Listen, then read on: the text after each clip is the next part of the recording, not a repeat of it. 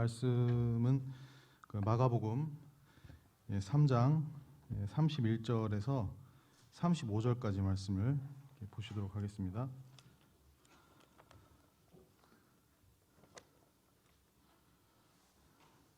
마가복음 3장 31절에서 35절까지 말씀입니다.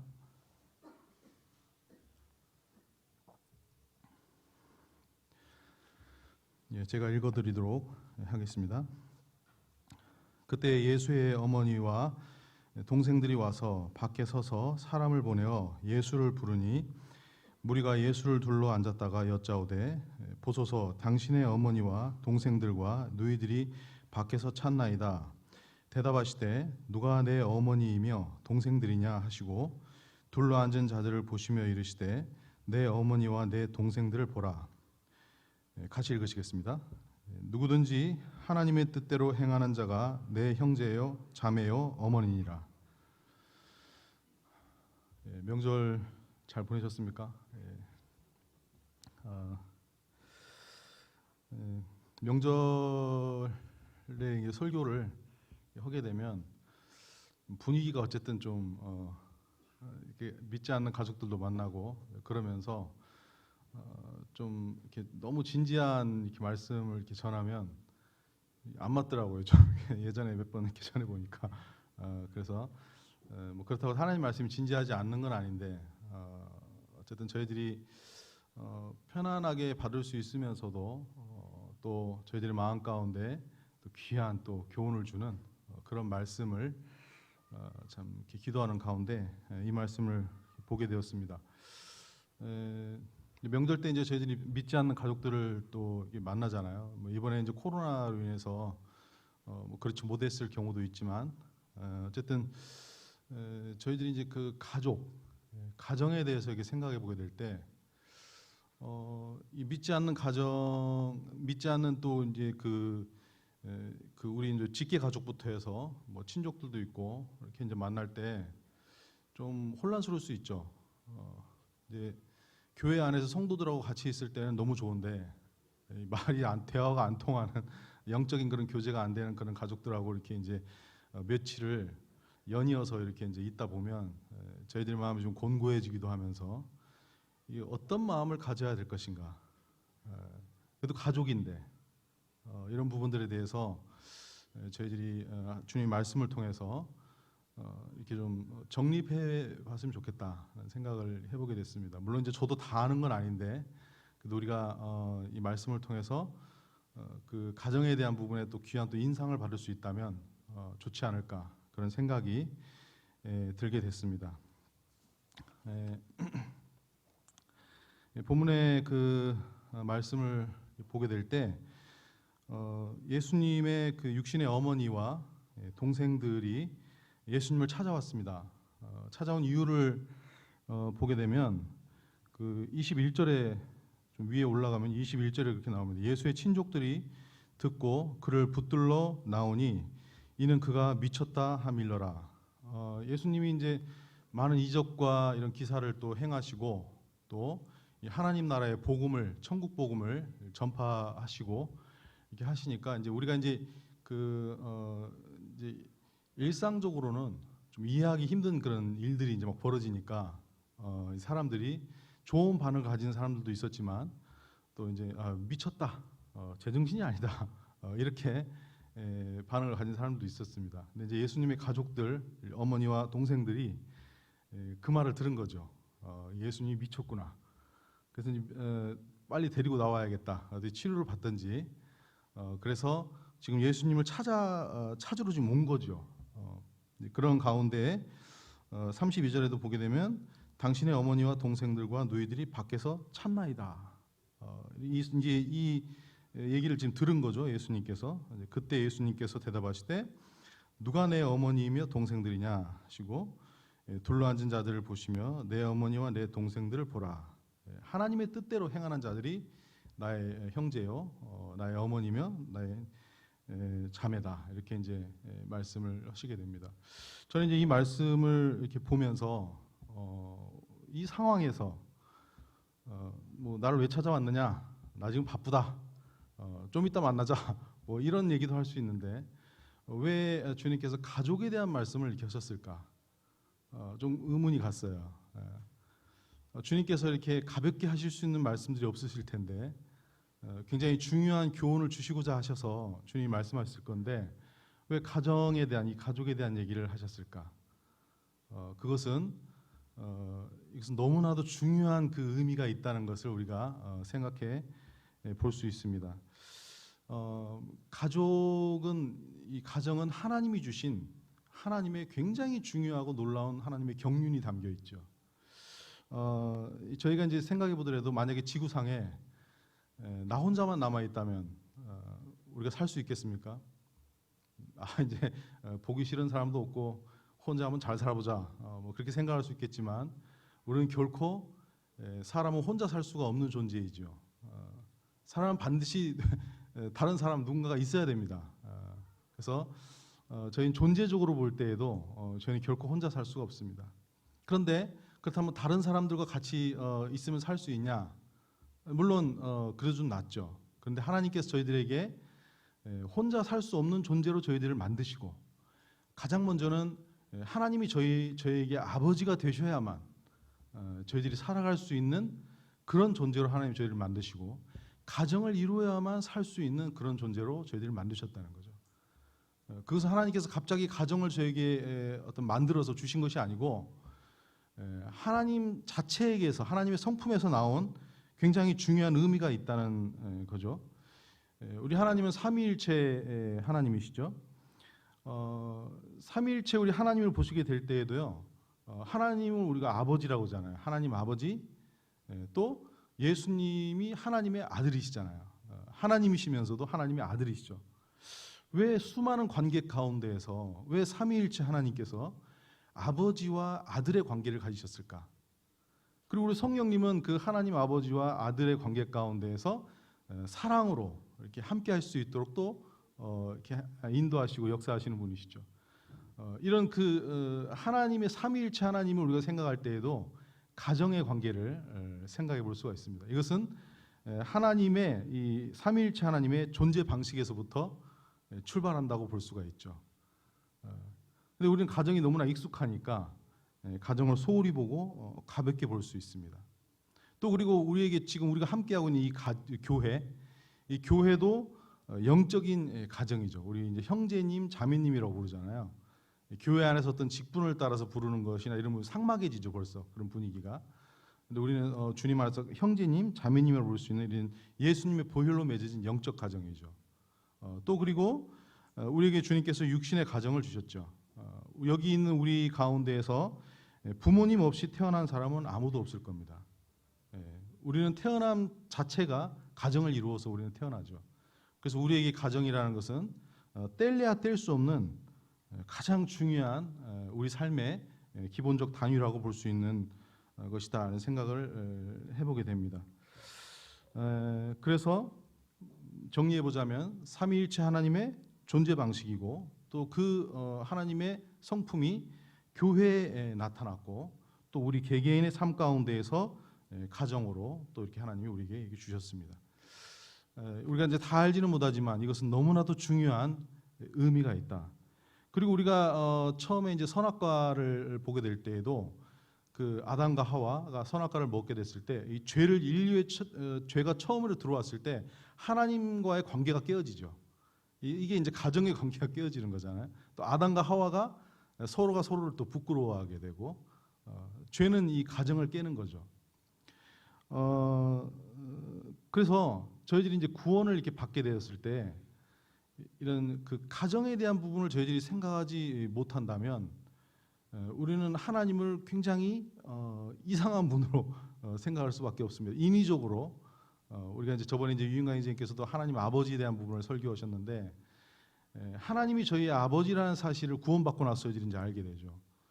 그런데 하나님이 단지 거룩하시고 하나님이 단지 전능하시고 그런 분으로만 우리가 하나님을 만나게 된다면 우리 얼마나 단지 그냥 두려움 가운데 떨 수 있고 굉장히 사무적이고 인위적인 그런 만남을 가질 수 있습니다. 그러나 하나님이 저희의 아버지가 되신다는 사실, 이 가족적인 이 개념은 저희들로 하여금 굉장히 중요한 그런 것을 가져올 수 있습니다. 저는 사람은 이기적이기 때문에 저희가 이런 그 가정에 대한 개념을 모른다면요, 우리는 구원을 받아도 굉장히 잘못된 방향으로 우리의 신앙생활이 흘러갈 수 있습니다.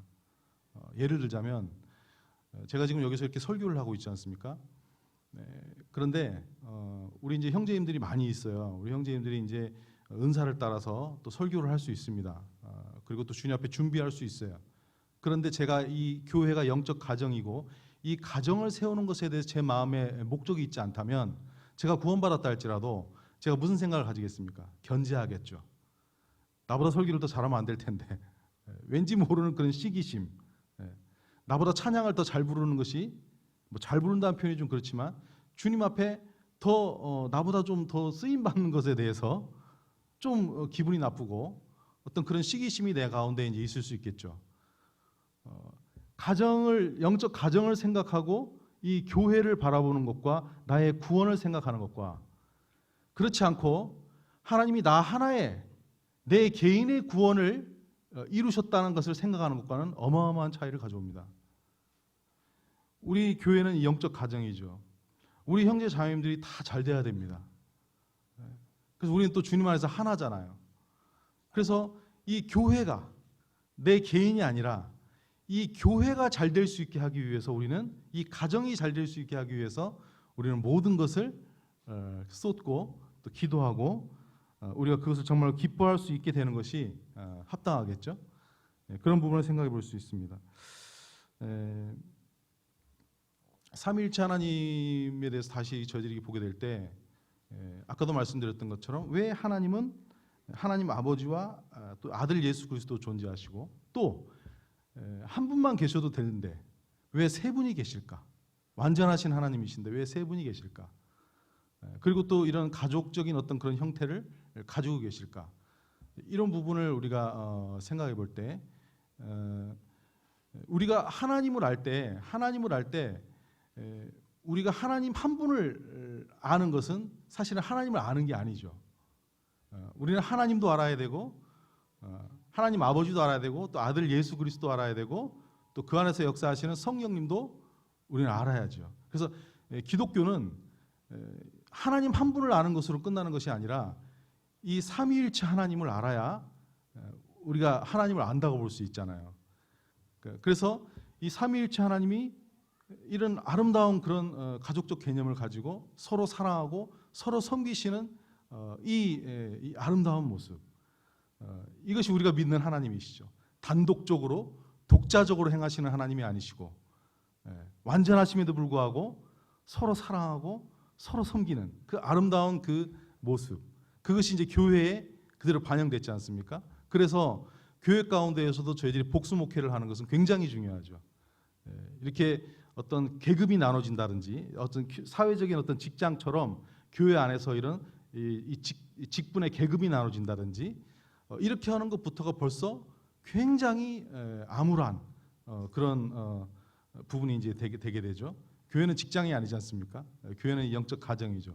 그래서 이 하나님 삼위일체 하나님의 이런 놀라운 부분이 교회 가운데 반영이 되어서 목회하는 주님을 섬기는 이 장로들에게 있어서도 이 복수 목회가 이루어져서 삼위일체 하나님의 이 놀라운 결속력과 이 사랑이 목회자들에게 그것이 반영이 되어지고 또 그것이 거기서 끝나는 게 아니라 그 리더십의 반영은 우리 사랑하는 우리 형제 자매들에게 그대로 반영되는 거죠. 그래서 이 삼위일체 하나님의 이 관계가 사랑의 관계가 목회자들에게 분명히 반영돼요. 그게 반영되지 못한다면 그 교회의 성도들에게 나타나는 그런 정서라든지 신앙적인 그런 부분들은 굉장히 많은 이탈과 그런 문제를 가져오게 됩니다. 그래서 저희가 이렇게 복수 목회를 하고 서로 사랑하고 섬기고 또 우리 형제 자매님들이 같이 이렇게 할 수 있다는 것이 얼마나 아름다운 것인지 우리가 주님 앞에 참 생각해 볼 수 있습니다. 어쨌든 제가 뭐 이 다 표현을 안 되는데 이 하나님의 이 가정에 대한 이 의미가 얼마나 중요한 것인지, 왜 예수님께서 이 상황에서 그 부분을 언급하셨을까 하는 생각을 해보게 됩니다. 그래서 어쨌든 교회는 영적인 가정인데 교회가 정말로 아름다운 가정의 모습을 이루어야 됩니다. 왜냐? 이러한 교회의 이런 아름다운 가정의 이런 모습을 통해서 우리의 육적 가정이 본받게 됩니다. 그래서 우리는 이 교회가 정말 주님 안에서 사랑으로 하나 되고 이렇게 아름다운 공동체로 세워져 갈 수 있도록 우리는 정말 서로가 서로를 더 섬기고 사랑하고 노력해야겠죠. 예수님께서 이 가정에 대해서 뭐 이렇게 자세히 말씀하신 것은 이 본문에 나와 있지는 않아요. 그런데 예수님께서 누가 내 어머니며 누가 내 동생들이냐 하면서 주님이 결론을 내셨죠. 내 아버지의 뜻대로 행하는 자가 나의 가족이다. 이렇게 말씀하셨는데 이 본문의 배경과 주님이 말씀하신 것을 통해서 몇 가지를 한번 추론해 볼 수 있습니다. 몇 가지를 한번 생각해 보면 하나님 예수님께서 이렇게 예수님을 찾으러 온 예수님을 미쳤다고 생각하고 예수님을 찾으러 온 이 가족들에 대해서 예수님께서 하나님의 뜻대로 행하는 자가 내 가족이다 이렇게 말씀하셨다고 그래서 예수님이 이 육신의 가정을 무시하거나 외면하지 않으셨다는 사실에 대해서 우리는 먼저 알아야 됩니다. 하나님의 뜻은 우리의 육의 가정을 무시하는 것이 아니다는 거죠. 누가복음 2장 51절에 보게 되면 그런 말씀이 있습니다. 예수께서 순종하여 받드시더라 이런 말씀이 있습니다. 이 누가는 예수님의 신성에 대해서 먼저 언급하시고 나서 한 가정의 자녀로서 본분에 충실한 예수님의 모습을 언급하고 있습니다. 침례 요한에게 침례를 받으시고 나서 18년 동안 예수님은 동생들을 목수일을 하시면서 책임을 지시고 부모님을 섬겼습니다. 순종하여 받드시더라. 그리고 예수님 마지막 그 십자가의 고통, 십자가의 그 고통은 이 세상에서 가장 힘든 이 고통이잖아요. 그리고 이 죽음의 이 마지막 순간, 그 순간에 우리 주님께서 하셨던 말씀이 있습니다. 그것이 어머니인 육신의 어머니인 마리아를 보시고 그 마리아 어머니를 육신의 어머니를 자기의 제자이신 제자인 요한에게 부탁합니다. 근데 요한을 이렇게 보면은 요한이 오래 살았어요. 요한이 보니까 95세 이상 이렇게 사는 것 같더라고요. 가장 오래 살 것 같은 주님이 이제 다 하셨던 것 같아요. 그리고 요한하면 우리가 떠올릴 수 있는 게 사랑의 사도잖아요. 사랑의 사도. 사랑을 가장 많이 언급했던 사람이 요한이잖아요. 그 사람에게 어머니를 부탁합니다. 죽음의 마지막 순간, 가장 고통스러운 순간에 우리 주님은 육신의 가정을 결코 외면하거나 무시하지 않으셨습니다. 그리고 정말로 사랑하고 섬기셨습니다. 그 마지막 순간까지도. 그러나 우리 주님의 초점은 육신적인 데 있지는 않으셨죠. 우리는 이것이 헷갈릴 때가 있어요. 육신적인 것이냐 영적인 것이냐. 이게 이제 우리가 헷갈리면 안 되죠.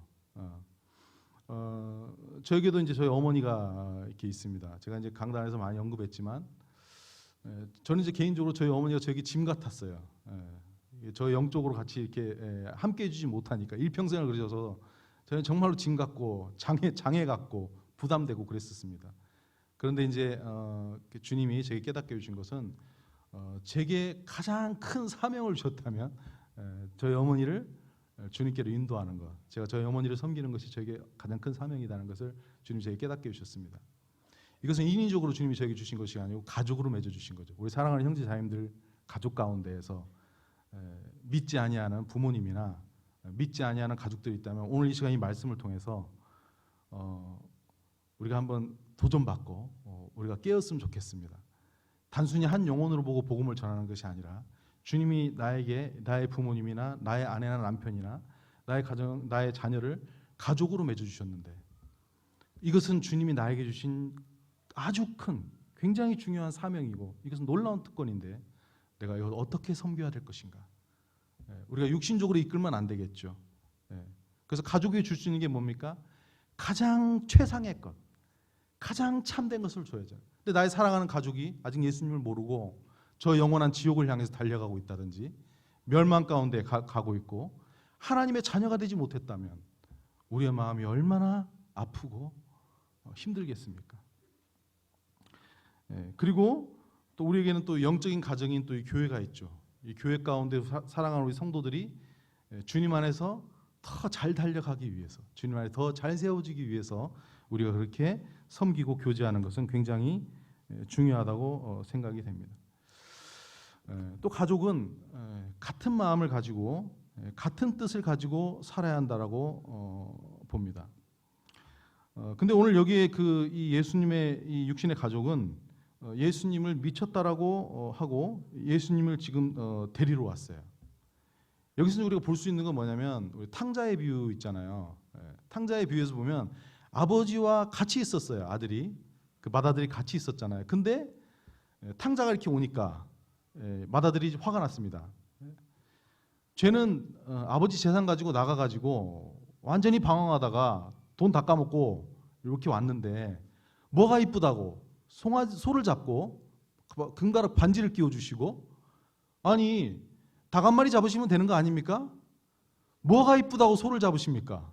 저는 아버지 옆에 계속 있었잖아요. 제가 아버지 말씀도 잘 듣고. 근데 왜 저한테는 소 한 마리 안 잡아주시더니 저 뭐 이쁘다고 저 탕자에게는 저런 일을 행하십니까? 그때 아버지가 그렇게 말씀하셨죠. 얘는 죽었다가 다시 살아난 거고, 너는 항상 내 옆에 있어서 내 것이 네 것인데 내 마음을 모르겠냐? 맏아들은 아버지의 마음을 몰랐습니다. 가족은 서로가 그 마음을 아는 거죠. 근데 이 지금 여기에 나오는 이 예수님의 육신의 어머니와 이 동생들은 예수님의 마음을 몰랐던 것 같습니다. 그래서 전혀 다른 그런 행동들을 하게 됩니다. 그런데요, 우리가 여기서 좀 다시 한번 좀 교훈을 얻을 수 있다면 이 예수님의 어머니와 이 동생들이 한 행동은 잘못된 행동들이 아니었습니다. 우리가 인간적으로 볼 때에는 아니 내 가족이 미쳤다는 소리를 들었는데 어떻게 안 찾으러 갑니까? 찾으러 가야지요. 그래서 우리가 여기서 얻을 수 있는 교훈이 뭐냐면 우리의 지극히 자연스럽고 당연한 그런 인간적인 그런 행동들, 상식적인 것들이 주님의 일을 방해할 수 있다는 사실에 대해서 우리는 교훈받아야 됩니다. 우리는 인본적인 것들에 대한 생각을 가지고 하나님을 섬길 것인지 아니면 하나님의 말씀에 따라서 영적 가치를 두고 하나님을 섬길 것인지에 대해서 우리는 생각해 봐야 돼요. 예를 들자면 우리가 많이 빠질 수 있는 그런 실수 가운데 하나지만 우리의 자녀들이 있는데 그 자녀들을 양육하는 데 있어서 이 자녀가 하나님을 경외하는 그 지식의 근본이라고 했는데 하나님을 정말로 사랑하고 하나님의 사람으로 크기를 바라고 먼저 그의 나라와 의를 구하라, 그리하면 이 모든 것을 이루시겠다고 하시는 하나님의 말씀 가운데에서 자녀를 그렇게 양육하고자 하는 마음을 가지고 하나님을 우선되게 섬길 수 있는 그런 자녀로 양육해야 되는데, 인간적인 생각을 가지면 내 자녀가 앞으로 커서 고생을 안 해야 되니까 세상적으로 공부를 시키고 물론 열심히 해야죠. 그러나 교회 생활에 신앙 생활에 등한히 하면서 그런 일을 시키는 어떤 그런 것들이 육신적으로 보면 정상적인 일이에요. 지극히 정상적인 일이에요. 그러나 우리가 그런 일들을 할 때 과연 이것이 하나님의 뜻이고 하나님이 원하시는 일이신지에 대해서 우리는 생각해 봐야 됩니다. 우리 오늘 이런 일들을 통해서 하나님의 이 말씀을 우리가 다시 한번 되새겨야죠. 누가 나의 가족이냐? 하나님의 뜻대로 행하는 자가 나의 가족이다. 그리고 또 영적인 가정인 이 교회에는 질서가 있습니다. 하나님이 우리의 아버지가 되십니다. 그렇죠? 여기 예수님께서 가정을 얘기하면서 이 지금 여기에 마가복음에는 하나님의 뜻대로라고 했는데 마태복음에는 하나님의 아버지의 뜻이라고 했던 것 같아요. 제가 보니까 하나님의 아버지, 하나님을 아버지라고 부르는데 아버지라고 해서 따뜻한 사랑만 있는 게 아니죠. 아버지는 권위가 있습니다. 그래서 우리는 하나님을 생각할 때 이 사랑을 잘못 오해하면 인간적인 수준에서 나의 어떤 것을 이렇게 도와주는 정도의 하나님으로 생각할 수 있거든요. 우리는 그런 오류 가운데 빠지면 안 되겠죠. 하나님은 만물의 창조주가 되시고 만물의 주권자가 되시고 만물을 통치하시며 거룩하신 하나님이십니다. 사랑하면서 하나님의 이 높으심에 대해서 하나님이 얼마나 이 모든 것의 만왕의 왕이 되시고 주권자가 되시는지에 대해서 우리가 알지 못한다면 우리는 교회에 와서 함부로 행할 수 있습니다. 이 교회에는 하나님의 아버지의 권위가 있는 곳입니다. 그래서 우리는 이 하나님의 말씀을 가장 큰 권위로 알고 우리가 순종하려고 하는 마음을 가지고, 또 교회 안에 리더십이 있죠. 하나님이 세우신 이 리더십이 있습니다. 그래서 우리가 이런 것들이 하나님의 놀라운 질서를 우리가 알고 서로 주님 안에서 존중하고 서로 사랑하고 섬긴다면 얼마나 아름다운 그런 가정이 될까 생각을 해보게 됩니다. 또 그리고 이 가정은 아름다운 결속과 조화를 가지게 됩니다. 근데 우리 본성은 그러지 못해요. 우리 본성은 가정을 이루는 데에 적응하지 않고 이기적입니다. 굉장히 이기적이고 나 자신만 압니다. 나만 잘 되면 되지 그렇게 생각합니다.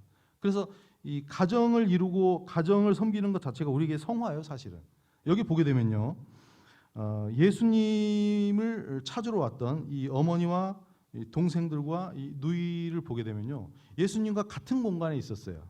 그렇죠? 같은 공간에 있었는데 예수님하고 다른 생각을 가지고 있었습니다.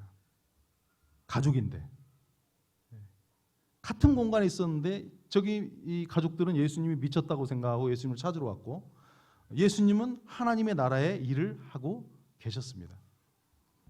이런 부분들을 우리가 교회 가운데에서 우리가 생각해 보게 될 때 우리가 교회 안에서 우리가 같은 마음을 가지는 것이 중요합니다. 그래서 세상적인 어떤 그런 공통 분모를 가지고 교회 안에서 모인다든지 이렇게 될 때 위험해집니다. 왜냐하면 거기에 이제 사단이 틈타게 되고 거기에서 이루어지는 교제의 내용들이 주님이 원하시는 그런 교제의 내용이 이루어지지 않을 가능성이 큽니다. 그래서 이 가족이 이렇게 있는데 뭐 예를 들어서 누나하고 형만 이렇게 모인다든지 또 아빠하고 형만 이렇게 모인다든지 이렇게 된다면 얼마나 가슴 아픈 일이겠습니까? 교회 와서 우리는 두루두루 다 보여야죠. 그래서 가급적이면 두루두루 교제하기 위해서 우리는 정말 힘써야겠죠. 그것이 하나님이 우리에게 주신 이 가정을 바라보는 아름다운 그런 이 마음이겠죠. 그리고 교회의 형편을 돌아보고 교회를 판단하는 것이 아니라 우리가 겸손한 마음으로 교회를 사랑하고 섬기고 아름다움고 복된 그런 교제를 우리가 해야겠죠. 최근에 이제 어떤 그 지체를 몇 주간에 걸쳐서 여러 번 이렇게 만났어요. 이렇게 교제를 했습니다. 그런데 그 지체가 이제 그 만남이 끝날 때쯤 되어서 이런 고백을 하더라고요. 어떤 걸 느꼈습니까? 이렇게 물어보니까 이렇게 만났는데 그냥 일상적인 자연스러운 대화를 나눴는데 거의 모든 얘기가 다 교회 얘기던데요. 나의 어떤 개인적인 얘기를 막 깊이 파고 들어가서 나의 일상사에 대해서 막 그렇게 이렇게 막 인간적인 정으로 막 이런 얘기 안 하고 교회의 전체적인 형편, 어떻게 구도자가 있는데 그 구도자가 구원을 받아야 되는데 기도가 된다. 어떤 성도가 연약한 가운데 있는데 이 성도가 좀 잘 세워졌으면 좋겠다. 교회가 좀 코로나 가운데 이렇게 있게 되는데 정말 우리가 하나님 안에서 더 기도했으면 좋겠다. 맨 이런 얘기만 한 거예요. 몇 주 동안. 그러니까 그 지체에게서 어떤 고백이 나왔냐면 이렇게 만나고 제가 깨달은 결론은 교회를 두루두루 알 수 있게 되어서 너무나 감사했습니다. 그런데 그게 왜 이렇게 저에게 힘이 되죠? 이것이 바로 주님이 저에게 주신 영적 가정의 놀라운 원리입니다. 우리는 우리 자신이 행복해지고 우리 자신이 잘 되면 좋을 것 같습니다. 그러나 그렇지 않습니다. 북한에서 어떤 사람이 이 남한으로 탈출을 했습니다.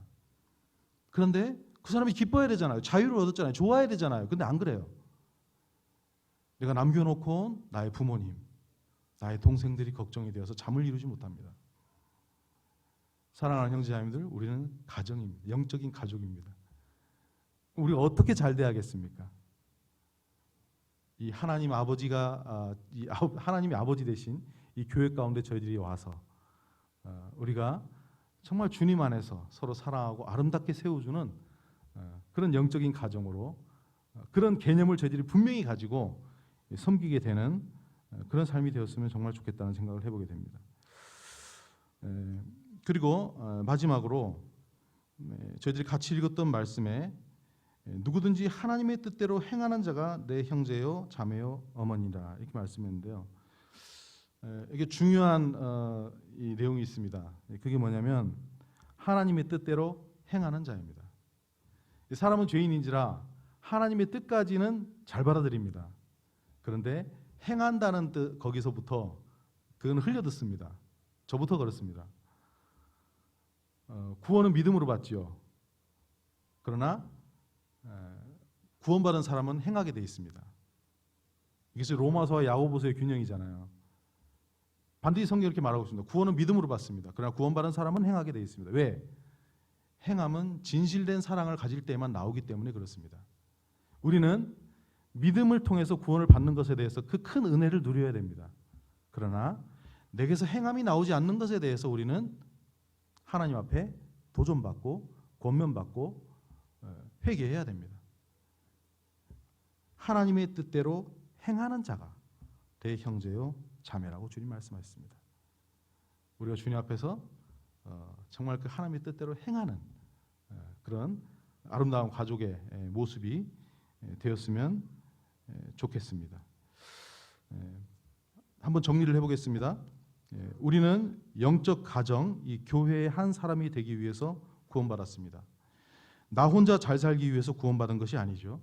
그래서 나는 가정을 가장 중요시 생각하고 내게 있는 육신의 가정에서는 믿지 않는 가족이 다 구원받고 주님 안에 믿음의 가정이 되며 또 교회 안에서는 영적인 가정의 출산의 구원의 역사를 위해서 계속 힘써야 하고 하나님 아버지의 말씀에 순종하며 또 하나님과 교제하며 성도들과도 교회에 주신 한 비전과 한 마음을 가지고 두루두루 소통하고 교제하고 서로 사랑하며 실제로 섬기며 하나님의 영적 가정의 하나됨을 지켜가는 영광스럽고 아름다운 교회가 되기를 간절히 기도하며 서로 사랑하며 섬겼으면 좋겠습니다. 이 내용이 길어가지고 다 외우지를 못해서 읽었습니다. 기도하시겠습니다.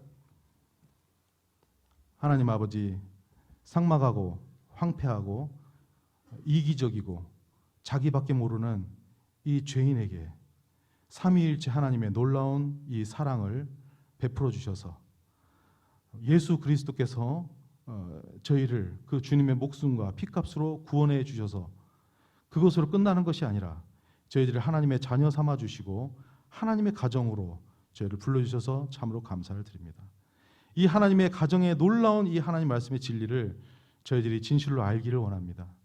그러함으로 말미암아 저희들이 자기를 위해서 살고 자기의 어떤 그런 것을 생각하는 것으로 끝나는 것이 아니라 이 하나님의 이 교회, 영적 가정을 놀랍게 참 사랑하고 세우고자 하는 그런 아름다운 마음을 가지고 저희들이 주님을 섬기고 또 우리에게 주어진 이 육적 가정이 참 이 교회의 가정을 본받아서 아름답게 세워지고 행복해지는 하나님 나라가 실현되는 그런 가정의 삶이 될 수 있도록 하나님 축복해 주시고 인도해 주시기를 원합니다.